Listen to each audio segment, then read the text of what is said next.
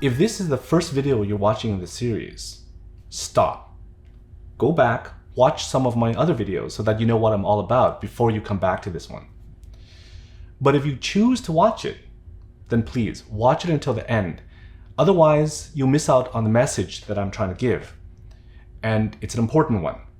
So, what's good about terrorism? Don't say I didn't warn you. I know it's a strange question to ask. It feels almost taboo to be asking it. But this is exactly the type of question that resilience researchers are asking. There's a great book called Multisystemic Resilience, and one of the chapters talks about anti-terrorism, which is what this video is based on.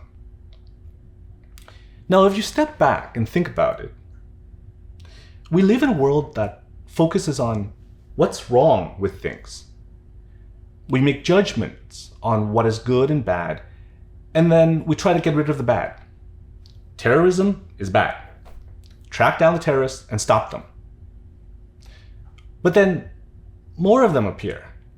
And so the fight goes on and on and on. Is there a different way of approaching this? Now, resilience research doesn't make a judgment on good or bad, right or wrong. It simply looks at how something survives or thrives.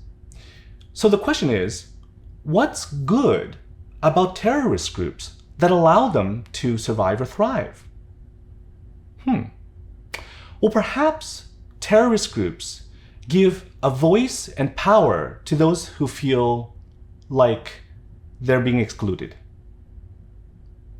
This is something we could test out. Let's take two countries. One in which a group is accepted into society, and another group or another country where the same group is excluded.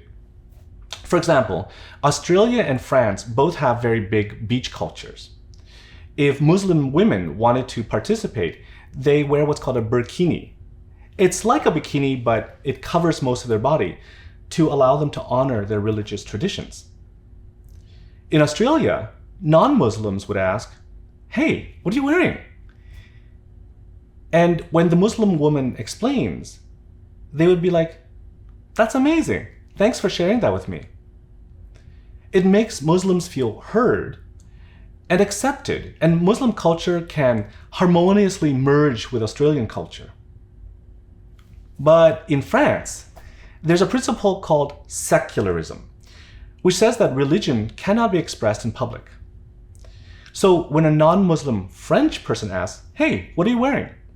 and the Muslim woman explains, the French person would respond by saying, "No, you can't do that." This separates Muslims from non-Muslims and would likely cause feelings of anger and resentment.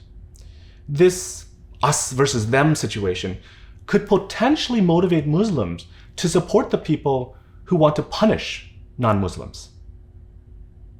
Now, if there is less terrorist activity in Australia than in France, and it is linked to different cultures, then it gives anti-terrorist agencies another way of addressing terrorism instead of just take down the bad guys. The field of anti-terrorism isn't the only thing that is affected by this what's wrong way of thinking.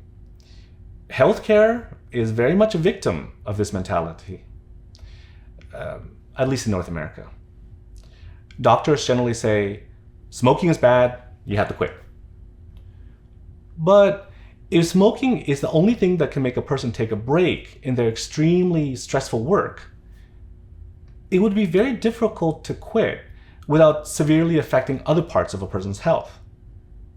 So, if we're aware of this reason for why smoking is sticking around in a person's life, we can then help them to manage their work stresses to make it easier for them to quit.